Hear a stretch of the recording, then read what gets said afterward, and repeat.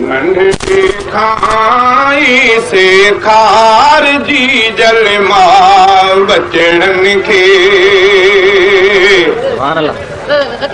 नंढड़े खाई से खार जी जल मां बचड़न खे नंढड़े खाई से खार साव सहाबा जन जो चवंदे पई खीर पियार जी जल मां बचड़न खे नंढड़े खाई से खार जी जल मां बचड़न खे नंढड़े खाई से खार साहु सहाबा जन जो चवंदे पई खीर पियार जी जल मां बचड़न खे कलमे जी लोली दई गैरत जी बोली दई कलमे जी लोली दई गैरत जी बोली दई रग रग तिन जी अख भरे रग रग रग रग तिन जी अख भरे बंधन में पोए सुम्हार जी जल मां बचड़न खे नंढड़े खाई से खार साहु सहाबा जन जो चवंदे पई खीर पियार जी जल मां बचड़न खे नारे तकबीर शाने सहाबा फखरे पाकिस्तान अलहाज इमदादुल्लाह फुलपोटो जी जल मां बचड़न खे नंढड़े खाई से खार साहु सहाबा जन जो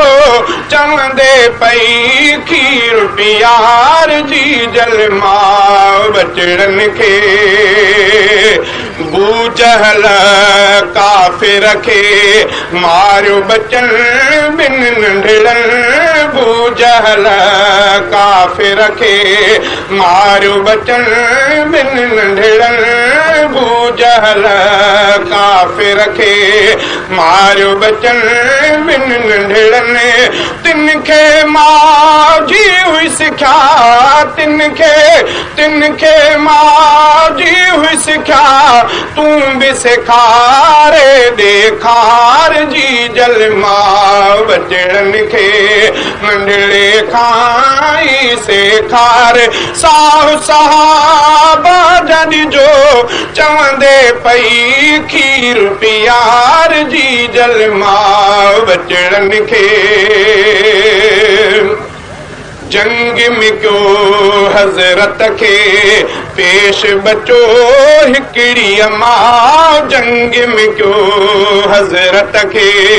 पेश बचो हिकड़ी अमां जंग में क्यों हजरत के पेश बचो हिकड़ी अमां ढाल कजो पुट मुंहिंजो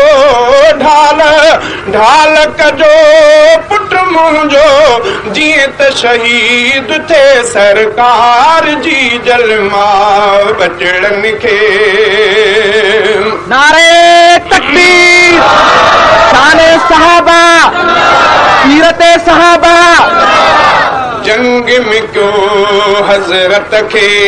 पेश बचो हिकड़ी अमां जंग में क्यों हजरत खे पेश बचो हिकड़ी अमां ढाल कजो पुट मुंहिंजो ढाल कजो पुट मुंहिंजो जीअं त शहीद थे सरकार जी जल मां बचड़न खे मां शहीद जी थी सद जामा रब जे अॻियां मां शहीद जी थी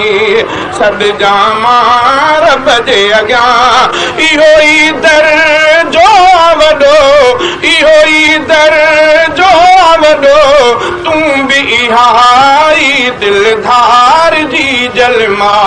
बचड़न खे नंढड़े खाई सेखार साहु सहाबा जन जो चवंदे पई खीर पियार जी जलमा बचड़न खे भाव शहीद काहर जे याद नसीहत खे करे भाव शहीद काहर जे याद नसीहत खे करे अॼु ई जिहाद जो ऐलान अॼु ई जिहाद जो ऐलान थे सिफ़ में पहिरियों बिहार जी जलमा बचड़न खे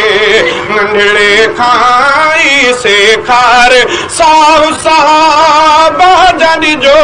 चवंदे पई खीर पियार जी जलमा बचड़न खे